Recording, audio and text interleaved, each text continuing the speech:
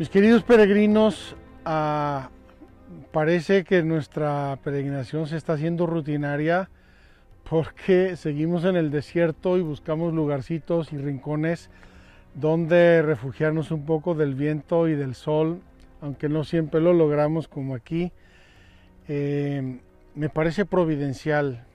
Me gustaría que ustedes sintieran en esta presencia del desierto, en este calor, que sintieran y experimentaran lo que fue el Éxodo. No estamos buscando lugares bonitos, simpáticos, no estamos buscando un oasis para refrescarnos. Estamos viviendo el Éxodo, lo estamos experimentando día a día con ustedes y por ustedes. Pues bien, llegamos aquí cerca de Refidim y todavía no llegamos al Sinaí, todavía nos faltan unas jornadas. Llegamos a un lugar importantísimo.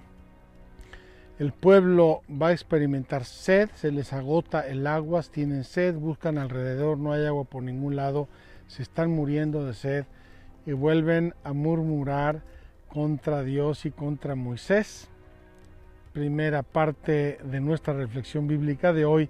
Segunda parte de nuestra reflexión bíblica, el pueblo de Amalek, los amalecitas, van a atacar al pueblo de Israel. Moisés le va a pedir a Josué que tome algunos hombres para que presenten batalla a los amalecitas.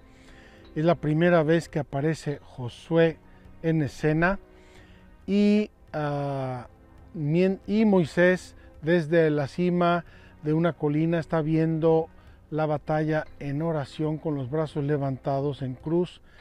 Cuando se cansa y le empiezan a bajar los brazos, el pueblo de Israel empieza a perder. Cuando levanta los brazos y persevera en la oración, el pueblo de Israel está ganando la batalla hasta el punto que Aarón y Hur le van a poner unas piedras debajo de los brazos para que se mantenga en oración hasta que finalmente el pueblo de Israel prevalece. Vamos a ver estos pasajes y vamos a tratar de entender el significado bíblico maravilloso que Yahvé Dios nos quiere dar a través de estos momentos del Éxodo. Sé que voy buscando una salida, que mi alma puede estar perdida si me separo de tu guía y dirección. Sé que esta vida es un camino para hallar la salvación.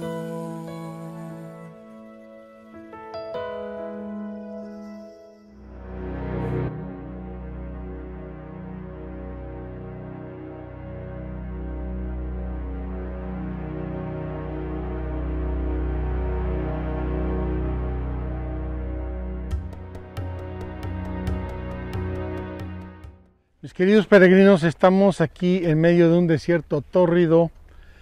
Estamos guareciéndonos un poco del viento detrás de este montículo que nos sirve perfectamente de escenario para este capítulo 17 del Éxodo. Como ven, comenzamos del capítulo primero, hemos ido caminando en el Éxodo y vamos ya en el capítulo 17 del Éxodo. Importantísimo hoy el bastón de Moisés. Vamos a leer el primer pasaje y lo comentamos. Brota agua de la roca. Quiero comentar antes de leer este capítulo que hay dos o tres hechos del Éxodo en los que pasa un hecho similar. Se acaba el agua, está muriéndose de sed y Dios nuestro Señor pide a Moisés que golpee la roca, que hable a la roca, que hable a la roca, que diga a la roca que que salga agua. Y en uno de estos dos o tres hechos, y no se sabe bien exactamente desde un punto de vista histórico cuál fue cuál y dónde ocurrió qué, pero la sustancia del hecho es este. Tienen sed, manda Yahvé a Moisés que hable a la roca para que dé agua, y Moisés no solamente va a hablarle a la roca, sino que la va a golpear dos veces con el bastón, cosa que va a desagradar a Dios, porque fue como una muestra de falta de confianza y de falta de obediencia perfecta en Yahvé. Vamos a leer el pasaje. Capítulo 17. Brota agua de la roca. Toda la comunidad de los israelitas partió del desierto de Sin a la orden de Yahvé para continuar sus jornadas y acamparon en Refidim, donde el pueblo no encontró agua para beber. Moisés diciendo: danos agua para beber. Respondió el pueblo, entonces se querelló contra Moisés diciendo: danos agua para beber. Respondióles Moisés: ¿por qué os querelláis conmigo? ¿Por qué tentáis a Yahvé? Pero el pueblo, torturado por la sed, siguió murmurando contra Moisés: nos has hecho salir de Egipto para hacerme morir de sed a mí, a mis hijos y a mis ganados. Clamó Moisés a Yahvé y dijo: ¿qué puedo hacer con este pueblo? Poco falta para que me apedreen. Respondió Yahvé a Moisés: pasa delante del pueblo, llevando contigo algunos de los ancianos de Israel. Lleva también en tu mano el cayado con que golpeaste el río, y vete, que allí estaré yo ante ti sobre la peña en Horeb. Golpearás la peña y saldrá de ella agua para que beba el pueblo. Moisés lo hizo así a la vista de los ancianos de Israel. Aquel lugar se llamó Masá y Meribá, a causa de la querella de los israelitas y por haber tentado a Yahvé diciendo: ¿está Yahvé entre nosotros o no? Vamos a interrumpir aquí nuestra lectura para comentar brevemente este pasaje profundamente simbólico del Éxodo. En primer lugar, el pueblo continúa según las órdenes de Yahvé y llegan a un lugar, Refidim, en el desierto de Sin, en el Sinaí, y no hay agua. No hay agua. Nosotros traemos nuestra cantimplora y de vez en cuando tomamos un poquito de agua, y voy a tomar porque estoy muerto de sed.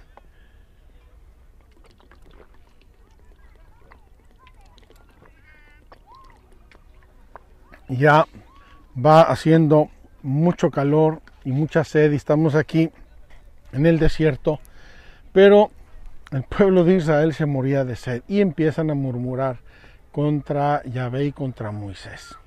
Y como escuchamos, Yahvé le dice: toma el báculo, super báculo de Moisés, toma el báculo con que golpeaste el mar rojo y golpea la piedra. Es una orden bien precisa de Yahvé Dios, y seguramente Yahvé quería que hubiera testigos. Moisés tomó a algunos ancianos para que vinieran, para que vieran el hecho, y Moisés golpea la piedra, como le dijo Yahvé, la golpea 2 veces, y de la piedra empieza a manar agua a borbotones. Ya me gustaría a mí que con estos golpes manar aquí agua a borbotones. Nos refrescaría seguramente y nos quitaría la sed. Masá y Meribá. Masá en el desierto, lugar de la queja, de la murmuración, del llanto del pueblo contra Yahvé y contra Moisés. Y en este caso, Moisés, repito, no solo golpea la roca como le mandó Yahvé Dios, sino que también le habla a la roca y le dice que brote agua. Vamos a tratar de sacar una interpretación para nosotros porque es importantísima. Primero, Dios es el que provee. Dios es el que nos manda y el que nos guía. Dios nos acompaña, Dios provee. Lo que nos pide es fe y obediencia. La fe y la obediencia de Moisés, que se ve probada constantemente, esta murmuración del pueblo: sí, no, ¿por qué? Allá comíamos, allá bebíamos, nos trajiste aquí para morir. Y lo que quiere Moisés y lo que quiere Yahvé es que piensen y sientan y sean conscientes de que es obra de Dios. Primera cosa importante de esta educación que Dios nuestro Señor está dando al pueblo en el desierto. La segunda, tengo que decir que a mí Desde pequeño, desde que me explicaron estos pasajes de la Biblia, me dio un sano y un santo temor de Dios. Moisés es el amigo de Dios. Moisés ha tenido ya una vida dura y probada. Moisés recibió la vocación y el llamado de Dios de sacar a su pueblo de Egipto. Fue al faraón, se presentó a los israelitas, estuvo mediando entre faraón, israelitas y Yahvé durante todo el tiempo de las plagas. Finalmente salen de Egipto y hace el portento del Mar Rojo. Moisés es un hombre ya templado en la obediencia y en el amor a Dios. Es un hombre de Dios, es un hombre justo. El mismo Yahvé le había dicho: te haré Dios ante Faraón. Te haré Dios ante Faraón, es decir, te voy a poner mi sabiduría, mi poder en tus manos para que tú convenzas o trates de convencer al Faraón y al pueblo mismo de Israel. Pues bien, Dios nuestro Señor, cuando da sus dones y los da en abundancia, es exigente. Dios nuestro Señor, a través de Moisés, quiere darnos una lección importante para la vida: la fidelidad a Dios. Si eres amigo de Dios, si Dios te ha bendecido, si Dios te ha acompañado, si Dios te ha mostrado su mano amorosa y providente, poderosa, confía en Dios, obedécele a Dios. La confianza y la fe en Dios se transforman en obediencia, hacer lo que Dios te pide y hacer como Dios te lo pide. Pues bien, nuestro amigo Moisés recibe una orden tremenda: en una montaña de piedra sacar agua. Y no duda, o parece que no duda Moisés. Seguramente Dios, viendo su corazón, entendió más a profundidad lo que nosotros vemos por fuera.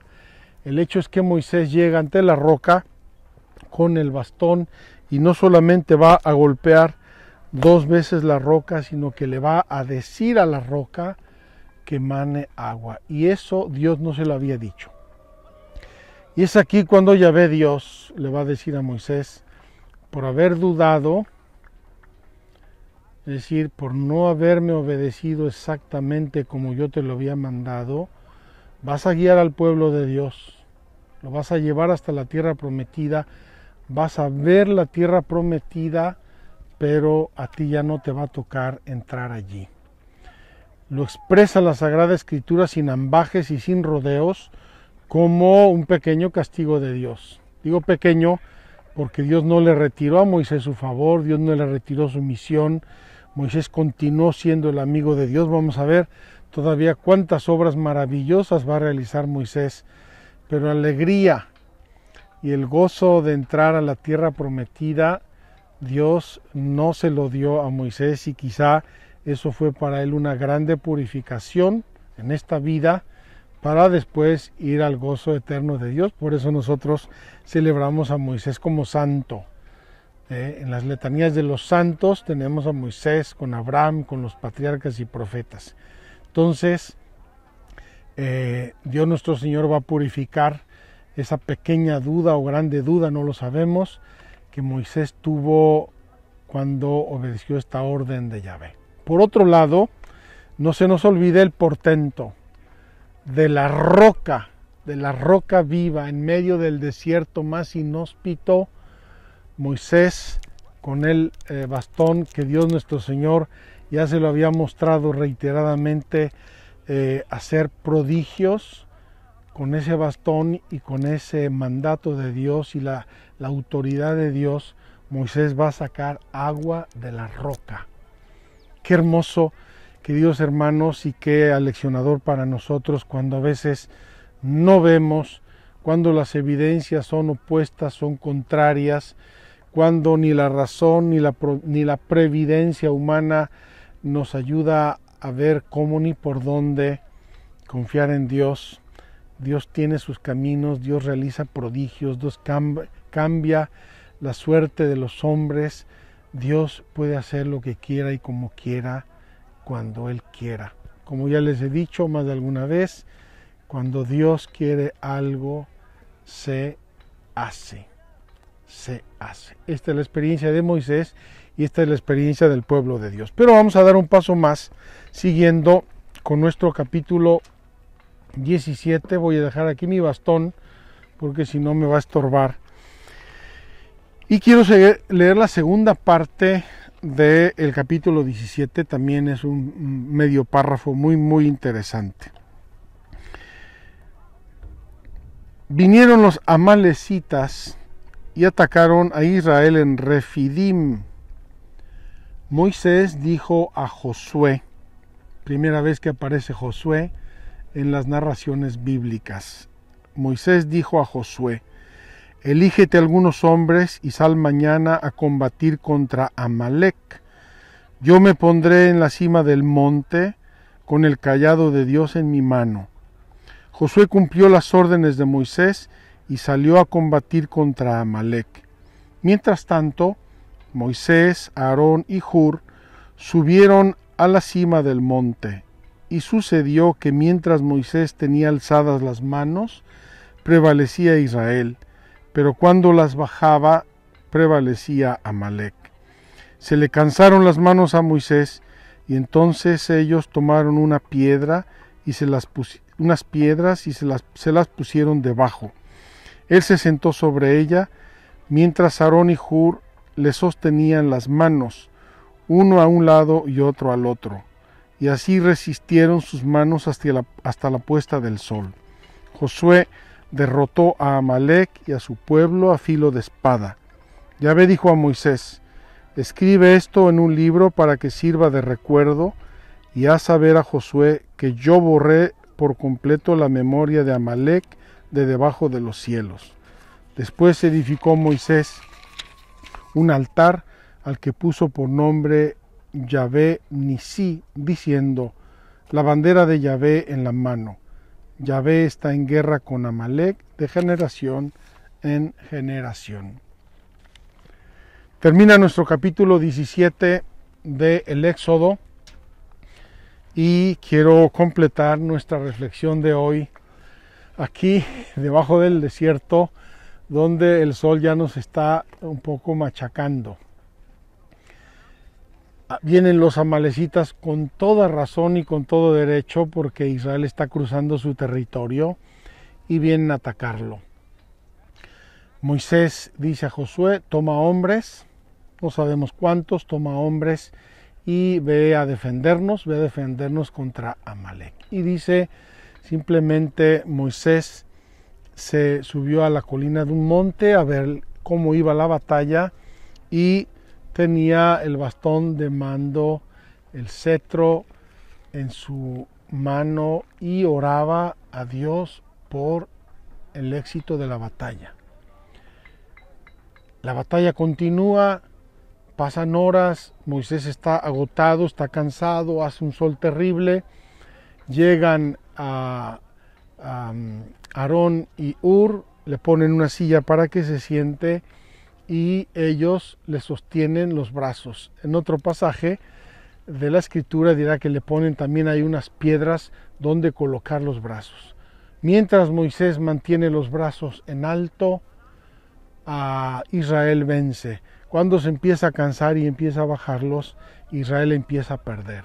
Pero gracias a la ayuda de Aarón y de Hur, Moisés mantiene hasta el atardecer sus brazos en oración y con eso Israel vence. Termina nuestra escritura de hoy, nuestro pasaje, diciendo: dile a Josué, Yahvé le dice a Moisés, dile a Josué que fui yo el que vencí, que no se sienta él el campeón y el héroe, porque fui yo estaba con él, yo fui el que provoqué esa derrota de los amalecitas. ¿Qué nos enseña a nosotros este pasaje de la Biblia?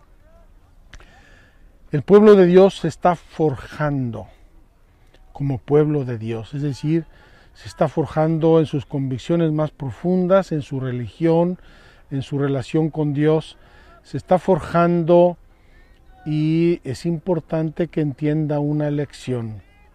Nosotros también la tenemos que entender en ese camino de nuestra maduración espiritual y religiosa. Hay que orar. Hay muchas cosas en la vida que dependen solo de Dios. Y no podemos bajar la guardia, no podemos bajar la vigilancia, no podemos dejar de orar. Y aquí, queridos hermanos, quisiera yo hacer una conexión con nuestra vida, la vida del día a día, de todos y cada uno de nosotros.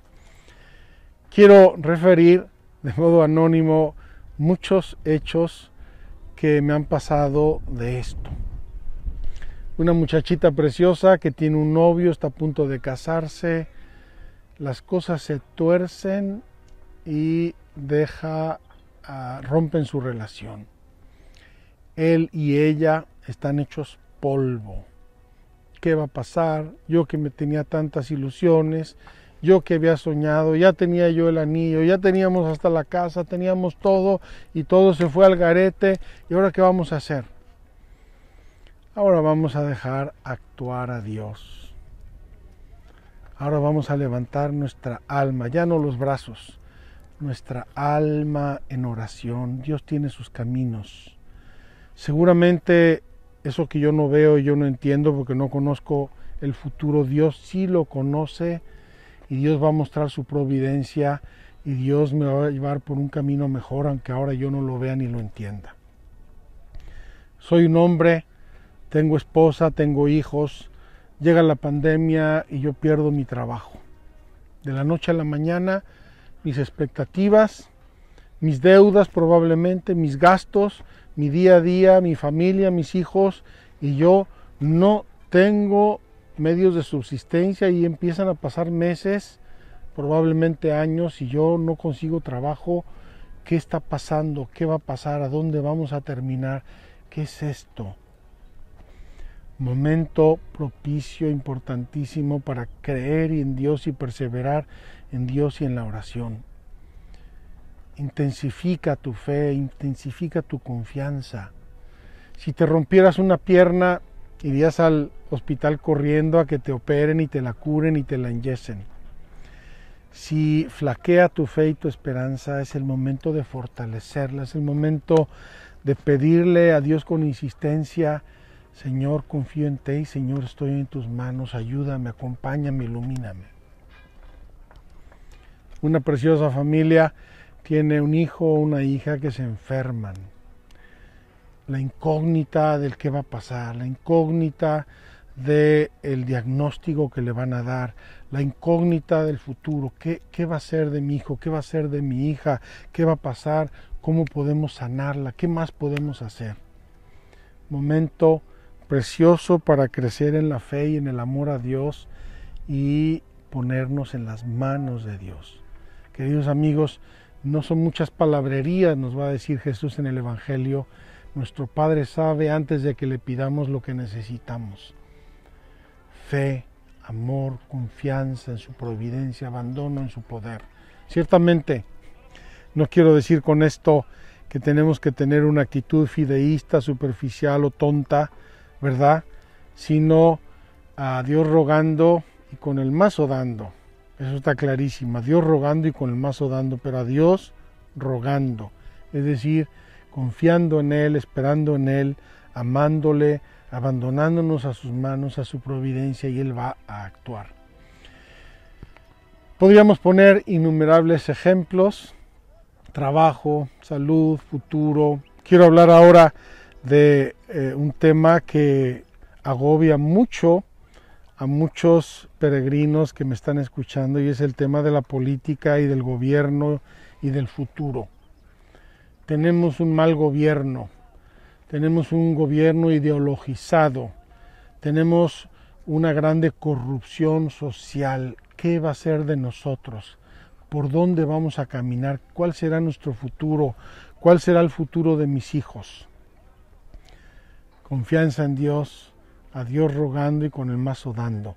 Cada uno de nosotros tenemos que examinar qué podemos hacer, cómo podemos mejorar nuestra vida social, nuestra vida personal, nuestra vida familiar, a Dios rogando y con el mazo dando. Abandonar en manos de Dios el futuro, la humanidad, la educación de los jóvenes, su vocación, su matrimonio, las familias, esos males que han aquejado a la historia de la humanidad no han durado muchísimo y caen, surgen otros, caen esos otros, surgen otros. Acuérdense de los dos rieles de la historia de la humanidad, el riel de Dios que nos hace perseverar y madurar, y el riel nuestro que a veces es tan torcido y tan enredado, pero al fin y al cabo agarrado a la providencia de Dios. Me atrevo a hacer una última imagen para terminar hoy nuestra reflexión bíblica en el Éxodo. Estos dos rieles, el de Dios, firme, sólido, constante, nivelado, precioso, perfecto. El de los hombres, roto, dividido, torcido, desnivelado, subidas, bajadas, es un desastre. A nosotros el inclinarnos más hacia la vida natural, los hombres, el confiar en los hombres o el confiar en Dios. A nosotros el apoyarnos en Dios, en esa solidez y en esa confianza, o el apoyarnos en la historia humana que nos da tantos sobresaltos y tantas sorpresas, no siempre hermosas. Quiero terminar la reflexión con una frase de la Biblia. Y hace muchos años leí, no lo he verificado yo, que si uno divide matemáticamente los versículos de toda la Biblia, el versículo central es este, y quiero traerlo a colación ante esta reflexión. Dichoso el hombre que confía en Dios y maldito el hombre que confía en el hombre. Dichoso, feliz, seguro, tranquilo el hombre que confía en Dios y maldito el hombre que confía en el hombre. Es una frase muy fuerte, parece una disyuntiva tremenda que nos invita a ser radicales, pero es verdad. Si confiamos en Dios, pongamos toda nuestra confianza en Dios. Si confiamos en el hombre, probablemente seremos defraudados, seremos deshonrados, seremos tratados injustamente y vamos a sufrir y a lamentarnos siempre. Ojalá pudiéramos confiar en Dios y en los hombres y ser hombres de bien también nosotros. Aprendamos pues de Moisés, aprendamos de sus brazos, imagen de la cruz de Cristo y de la entrega total como Cristo por nuestra salvación para obtener el favor y la providencia de Dios. Vamos ahora a pasar brevemente a nuestra catequesis de hoy, las virtudes teologales, precisamente las gracias y dones que Dios nos da para poder vivir verdaderamente según Él nos enseña.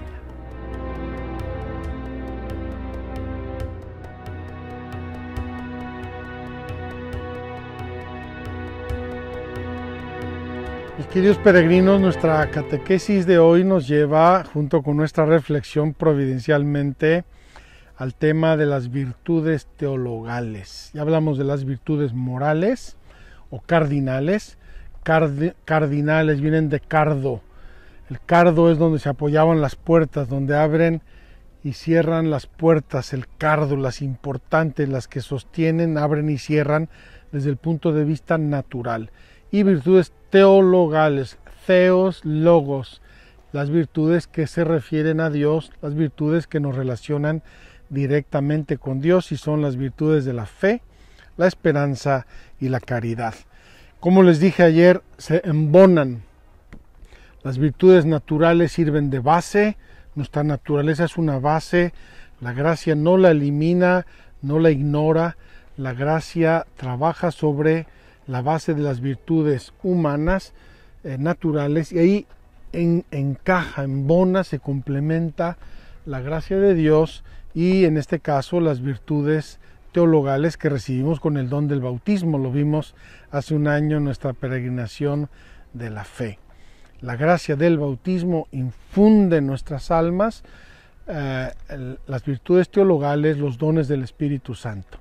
En aquella ocasión les puse una imagen muy imperfecta, pero que nos puede ayudar sobre todo a los chavos, a los jovencitos de hoy. Estas virtudes son como aplicaciones. Así como en el teléfono bajamos apps, aplicaciones y con esas aplicaciones podemos hacer cosas maravillosas. Esas apps son gracias, dones, virtudes. Ya hablamos ayer de lo que era una virtud, un hábito adquirido que se me vuelve como connatural, como que es mío. Entonces, los dones y las gracias que yo recibo en el bautismo me llevan a la fe, la esperanza y la caridad. Es decir, hábitos permanentes que me facilitan cada vez más los actos propios de esa virtud. Así como puse el ejemplo del caminar, y entre más camino, cada vez camino mejor y más ágilmente y más diligentemente y me caigo menos. Igualmente las virtudes, cuando se van consolidando esos hábitos virtuosos, me hacen los actos cada vez más fáciles, más automáticos, más sencillos. Por eso el que se ejercita en la fe, cada vez es un hombre de mayor fe, cada vez es un hombre que refleja más a Dios. El que se ejercita en la caridad, cada vez va a encontrar más fácil el ejercicio de la caridad, el ejercicio del darse y del dar a los demás y sobre todo el ejercicio y los actos del amor a Dios. Vamos a ver qué nos dice el Catecismo sobre las virtudes teologales. Las virtudes humanas se arraigan en las virtudes teologales que adaptan las facultades del hombre a la participación de la naturaleza divina. Adaptan las facultades del hombre a la participación de la naturaleza divina. La virtud natural, las virtudes naturales, las facultades del hombre naturales permiten a las virtudes teologales inserirse en el hombre y con eso le hacen participar de la naturaleza divina. Las virtudes teologales se refieren directamente a Dios. Disponen a los cristianos a vivir en relación con la Santísima Trinidad. Tienen como origen, motivo y objeto a Dios uno y trino. Qué maravilla, qué regalo de Dios, qué enriquecimiento tan importante de nuestro ser natural para poder vivir y trabajar y actuar en las cosas relacionadas con Dios y con Dios mismo. Dice San Pablo, no podéis decir a Dios Padre si no es por el Espíritu Santo. Decirlo con la boca es fácil, eso lo dice el niño desde que tiene 1 año y medio de edad. Padre, papá, papá, papá. ¿Qué está diciendo? El niño todavía no lo puede entender. También nosotros podemos llamar a Dios Padre y Padre, Padre, está el Padre nuestro y no saberlo ni siquiera lo que estamos diciendo. Gracias al Espíritu Santo, gracias a las virtudes teologales, nosotros podemos decir a Dios Padre propiamente, entenderlo, sentir esa paternidad de Dios, sentir esa gracia. Y lo mismo dice San Pablo de Jesús, no podemos llamar a Jesús de Nazaret, el hijo de José el carpintero, no podemos llamar a Jesús el Señor, Dios, Hijo de Dios, si no es por el Espíritu Santo. Entonces, estas virtudes teologales tienen como objeto a Dios y nos ayudan, nos disponen para la relación con Dios y con todo lo que a Dios se refiere. Las virtudes teologales fundan, animan y caracterizan el obrar moral del cristiano. Lo fundan, lo animan y lo caracterizan como el obrar del cristiano en cuanto cristiano, no en cuanto ser humano, sino en cuanto cristiano. Informan y vivifican todas las virtudes morales, las encauzan, las virtudes naturales del ser humano las encauzan, las informan. Estas virtudes teologales son infundidas por Dios en el alma de los fieles para hacerlos capaces de obrar como hijos suyos y merecer la vida eterna. Son la garantía de la presencia y la acción del Espíritu Santo en las facultades del ser humano. 3 son las virtudes teologales: la fe, la esperanza y la caridad. Quiero aquí dramatizar un poco un ejemplo que nos ponía nuestro padre espiritual cuando yo era novicio, cuando empecé mi vida religiosa y me sentía santo al tercer día. nuestro Padre espiritual, nos hizo esta imagen que me parece muy, muy pertinente. Decía que las virtudes teologales son como un enchufe de 3 patas, de 3 polos. Y ese enchufe de 3 polos, cuando requiere 3 polos, trifásica diríamos, tiene que enchufarse y enchufarse bien. Y entonces la lámpara enciende, el aparato funciona, el coche, la bicicleta eléctrica camina, porque está bien enchufada. Los 3 polos, la fe, la esperanza y la caridad, están bien enchufadas y reciben de Dios la fuerza, la energía, la virtud que uno necesita para hacer los actos propios de Dios. Ahora vamos a ver cuáles son. Ese enchufe, la fe, la esperanza y la caridad. Por eso nos decía nuestro maestro de novicios: hermanitos, tienen que vivir enchufados, enchúfense, enchúfense. Y cuando íbamos a dirección espiritual le decíamos: oiga, padre, me pasa esto, fíjese, tengo dudas, no sé qué. Hermanito, enchúfese, enchúfese, enchúfese. Es decir, conéctese con la vida de Dios que ya tiene en su alma por la gracia del bautismo, pero ejercítela, ejercítela, crezca para que ese enchufe le haga llegar toda la corriente que necesita para actuar como Dios quiere que actúe, para actuar como una persona sobrenatural, para que pueda responder a las cosas de Dios. Vamos a ver qué nos dice el Catecismo sobre el don de la fe en este contexto de la vida moral. La fe es la virtud teologal por la que creemos en Dios y en todo lo que Él nos ha dicho y revelado, y que la Iglesia Santa nos propone, porque Él es la verdad misma. Por la fe el hombre se entrega entera y libremente a Dios. Por eso el creyente se esfuerza por conocer y hacer la voluntad de Dios. Dice San Pablo: el justo vivirá por la fe. La fe viva actúa en la caridad. Quiero recordarles algo que hablamos hace ya 2 años en nuestra peregrinación de la fe. La fe, en su definición más simple y más banal, es creerle algo a alguien. Creerle algo a alguien, es decir, aceptar que alguna persona, por su autoridad, por su credibilidad, me está diciendo la verdad de lo que me dice. Y quiero decirles, para su sorpresa, que nosotros vivimos de la fe en todo. Yo no he verificado si el mundo es redondo, ni lo puedo verificar. Yo lo creo porque me han mandado imágenes que me dicen que el mundo es redondo y yo lo creo. Yo no sé si la química es verdad en todo lo que me han enseñado de la química, los elementos y los átomos. Yo no lo sé, yo no lo creo, me lo han enseñado y lo creo. Creo a las ciencias, creo a los científicos, creo. Hay miles de cosas que yo no sé, las creo porque me las enseñaron mis padres. Entonces, por la autoridad de mis padres, autoridad moral, yo creí lo que me dijeron, que mis abuelos eran mis abuelos, que mis tíos eran mis tíos, etcétera, etcétera. Todos esos conocimientos elementales de nuestra infancia. Yo voy a un restaurante y pido no sé qué y creo que me van a traer eso. Vivimos de la fe en un modo increíble. Fe humana, pero también de la fe sobrenatural, de la fe en Dios.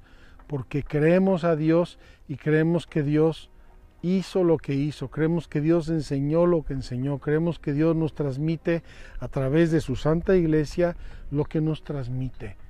Y esa fe en Dios me hace creer en las cosas de Dios, en las verdades de Dios, y me hace creer firmemente en ellas y abandonarme, según esa creencia, a lo que me enseña la fe.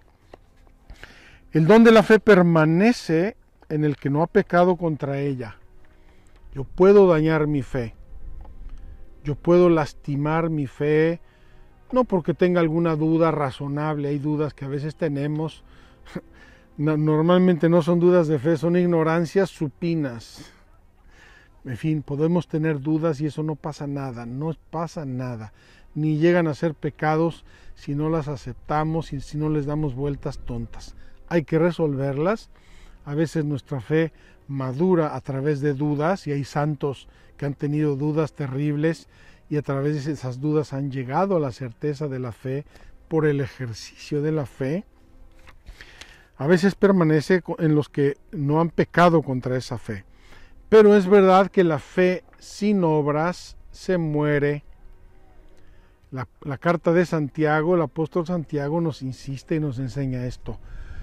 Háblame de tu fe y muéstramela en tus obras. No me vengas a decir creo, creo, creo si tus obras contradicen lo que dices creer. La fe sin obras es una fe muerta. Y aquí quiero decirles, mis queridos peregrinos, cuánto me preocupa a veces que nos digamos creyentes. Yo creo en Dios, y sí, yo soy un creyente. A misa no voy, los sacramentos no los recibo, pero yo sí creo en Dios. La fe sin obras es una fe muerta. Tenemos que vivir verdaderamente conforme a lo que nos enseña la fe. Si creo en Dios, y estoy aferrado al dinero como a mi Dios, puede ser que mi fe esté un poco enclencle o que sea un poco muerta. Tenemos que cuidar nuestra fe. Y la fe de un discípulo de Cristo, de un cristiano, no debe solo guardar la fe y vivir de ella, sino profesarla, testimoniarla con firmeza y difundirla. El que transmite la fe la aumenta, el que la comparte la robustece, el que la enseña la aprende. No hay mejor modo de aprender que enseñar. Aquí quisiera yo hacer una invitación una vez más, ya lo he dicho muchas veces. Seamos catequistas, enseñemos a los que no saben, especialmente a los niños, eduquémosles en la fe. Padres de familia, jóvenes, la tarea más bella y más importante que pueden hacer es dibujar en el alma de sus hijos los trazos de Dios, del rostro de Dios. La fe es el regalo más grande que pueden hacerles. Olvídense de coches, regalos, motos, teléfonos. Eso ya vendrá, y si no se lo comprarán ellos. Edúquenles en la fe, transmítanles la fe con su vida, con sus gestos, con sus actitudes. Transmítanle la fe a sus hijos, porque entonces su gran riqueza será Dios. La fe que no se vive y no se transmite es muerta. La fe que se comparte crece y se multiplica. Viene luego la virtud de la esperanza. ¿Qué dice de la esperanza el catecismo? La esperanza es la virtud teologal por la que aspiramos al reino de los cielos y a la vida eterna como felicidad nuestra, poniendo nuestra confianza en las promesas de Cristo y apoyándonos no en nuestras fuerzas, sino en el auxilio de la gracia del Espíritu Santo. Mantengamos firme la confesión de la esperanza, pues fiel es el autor de las promesas. Queridos hermanos, el tender firmemente y determinadamente al cielo siempre es gracias a la virtud de la esperanza. ¿Por qué? Porque en el camino de la vida a veces se nos pierde el horizonte, nos ciega el sol, nos ciegan otras cosas, se nos pierde el horizonte y tenemos que perseverar, tenemos que creer en la bienaventuranza eterna. Yo no me privé de muchas cosas porque soy un tonto o no quiero disfrutarlas como las disfrutan muchos otros. Me he privado de muchas cosas para vivir las virtudes cristianas y humanas y poder alcanzar el cielo, el premio del cielo. La virtud de la esperanza corresponde al anhelo de felicidad puesto en el corazón del hombre por Dios. Ese programa natural con que nacemos todos los seres humanos encuentra en el enchufe de la esperanza la fuerza sobrenatural para querer ser felices, verdadera y ciertamente felices en esta vida y en la otra, y no corretear luciérnagas cuando tenemos al sol que nos da la vida. La esperanza cristiana recoge y perfecciona la esperanza del pueblo elegido, que tiene su origen y su modelo en la esperanza de Abraham, en las promesas de Dios, esperanza colmada en Isaac, el hijo de la promesa, y purificada en las pruebas del sacrificio. Esperando contra toda esperanza, creyó y fue hecho padre de muchas naciones. Abraham creyó en Dios y por esa fe esperó contra lo que no veía, contra lo que no entendía, con lo que era contradictorio. Por eso llegó con el cuchillo a obedecer a Dios y casi a matar a Isaac, cuando Dios le para el brazo y le dice: ahora sé que temes a Dios, ahora sé que crees en mí. Impresionante la esperanza de nuestro padre Abraham.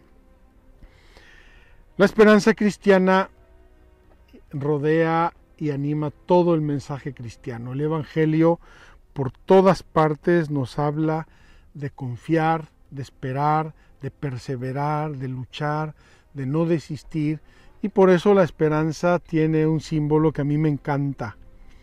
Es el ancla. El símbolo de la esperanza cristiana es el ancla. Es ancla que nos mantiene anclados al suelo. Llegan mareas, llegan vientos, llegan tormentas, llegan olas, y yo estoy anclado. Yo les he dicho quizá alguna vez que vi una imagen, una fotografía de un islote en el mar, un islote de roca en el mar, y se ve una ola así inmensa que golpea ese islote, y ese islote queda inconmovible. Está anclado en la esperanza. Finalmente, esa esperanza nos ayuda a esperar la gloria y la salvación eterna. Esa esperanza es el creer que un día vamos a estar en el cielo, unidos a Dios en la eternidad. Nos ayuda a perseverar en las luchas, nos ayuda a tener paciencia, nos ayuda a tener constancia, nos ayuda a perseverar con la esperanza final y definitiva, que es llegar un día a la gloria del cielo, a la eternidad. Termino nuestras reflexiones con la virtud de la caridad. Qué hermoso terminar con la virtud reina, la virtud que perfecciona a todo eso que en el corazón del ser humano llamamos hábitos.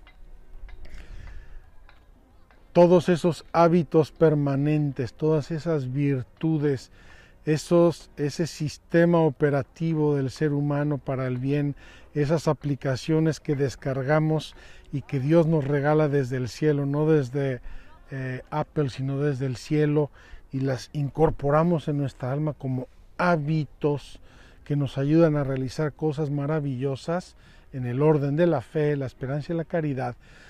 Todo ese conjunto, todo ese mecanismo natural y sobrenatural tiene una virtud reina, la virtud de la caridad, el amor.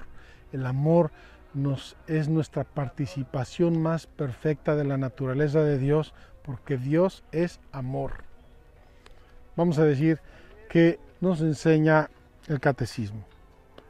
La caridad es la virtud teologal por la cual amamos a Dios sobre todas las cosas, por Él mismo, y a nuestro prójimo como a nosotros mismos, por amor a Dios. Queridos hermanos, no hay duda de nada. La caridad abraza nuestra relación con Dios, abraza nuestra relación con el prójimo y abraza nuestra relación con nosotros mismos. Eso es la grande maravilla y la grande riqueza que la caridad nos deja en el corazón. Jesús por eso en el sermón de la última cena nos da unos trazos maravillosos. Mi mandamiento, el mandamiento nuevo, el mandamiento que les hará distinguirse de los demás, el mandamiento por el cual os reconocerán entre todos los hombres. Mirad cómo se aman. Las palabras de Jesús son inconfundibles, y mucho más inconfundible es su ejemplo, su amor total, absoluto, universal, perfecto, que solo quiere y pretende nuestro bien. fruto del Espíritu Santo y plenitud de la ley, la caridad guarda los mandamientos de Dios y de Cristo, permaneced en mi amor. Si alguno me ama, guardará mis mandamientos. Estamos en el camino de los mandamientos, en el camino del Éxodo. Qué hermoso recordar esta frase de Jesús en este momento. Si alguno me ama, guardará mis mandamientos, y mi Padre lo amará, y vendremos a él y pondremos en él nuestra morada. ¿Qué podemos pretender de más bello, de más santo, de más feliz, de más gozoso? Que Dios nuestro Señor habite en nosotros con la gracia de su amor, y que nosotros correspondamos a ese amor a través de nuestra obediencia y de nuestra obediencia a los mandamientos. Cristo mismo nos enseñó a amar a nuestros enemigos, pedir por los que nos persigan y calumnian. Qué hermoso y qué profundo esta virtud y este mandamiento del amor, que si Jesús no nos garantizara su gracia sería impensable, sería casi inhumano pedirnos algo que es imposible de hacer. Si no tengo caridad, dice el apóstol, nada soy. Y ahí el himno de la caridad que todos nosotros conocemos. El ejercicio de todas las virtudes está animado, inspirado por la caridad. Esta es el vínculo de la perfección, es la forma de todas las virtudes. Quiero terminar aquí y decir que la caridad tiene frutos en nuestra alma, y junto con las otras virtudes tiene dones y frutos. Los dones y frutos del Espíritu Santo nos los enumera el Catecismo y los voy a leer simplemente. Sabiduría, inteligencia, consejo, fortaleza, ciencia, piedad, temor de Dios. Y los frutos maravillosos: caridad, gozo, paz, paciencia, longanimidad, bondad, benignidad, mansedumbre, fidelidad, modestia, continencia y castidad. Queridos hermanos, en nuestro recorrido por el Éxodo, y hoy con el ejemplo de la oración de Moisés y de su lucha fiel, y con esa llamadita de atención que Dios le da por haberle gritado a la roca, aprendemos de estas virtudes naturales y sobrenaturales, que son ese sistema operativo que en el alma nos lleva a ser buenos, a hacer el bien, a amar a Dios sobre todas las cosas y amar a nuestro prójimo como a nosotros mismos. También hoy me he alargado un poco. Espero que les guste, que les ayude, que vayan entendiendo el mecanismo de la vida moral del ser humano, y que esto nos prepare para ir al Sinaí. Estamos ya muy cerca, en donde vamos a recibir los mandamientos de la ley de Dios. Nos vemos mañana, seguimos camino del Sinaí, y a ver qué nos depara el Catecismo, la Sagrada Escritura. Mañana pídanle a Dios que sobrevivamos a este calor y a este sol infernales. Que Dios los bendiga. Hasta mañana.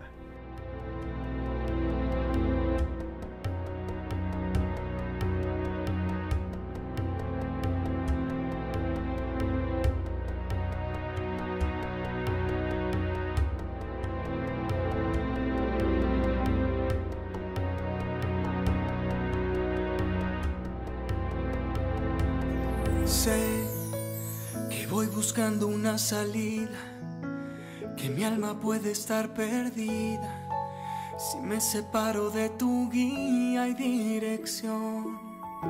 Sé que esta vida es un camino para hallar la salvación.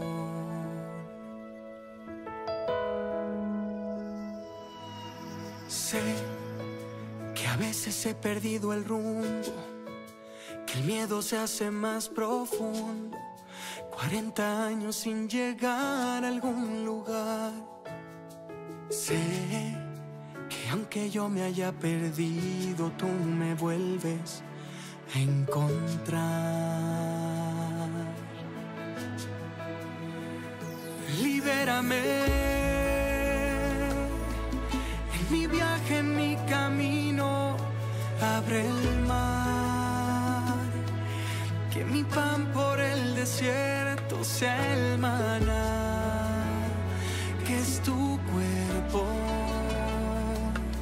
Y si te tengo nada más me faltará. Libérame y que encuentre siempre en ti mi vocación. Mandamientos que nos dan la salvación, que rompen cadenas de este plan que tú escribiste, que conduce a tu presencia.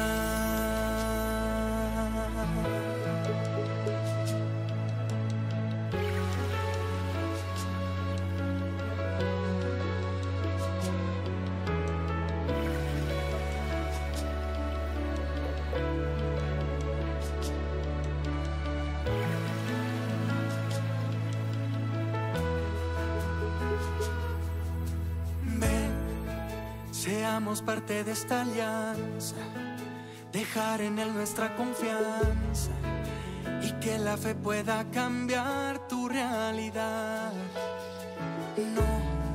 No nos toca caminar atados, fui creado para amar. Libérame en mi viaje, en mi camino, abre el mar, que mi pan por el desierto sea el maná, que es tu cuerpo. Y si te tengo nada más me faltará. Libérame y que encuentre siempre en ti mi vocación. Mandamientos que nos dan la salvación, que rompen cadenas de ese plan que tú escribiste, que conduce a tu presencia.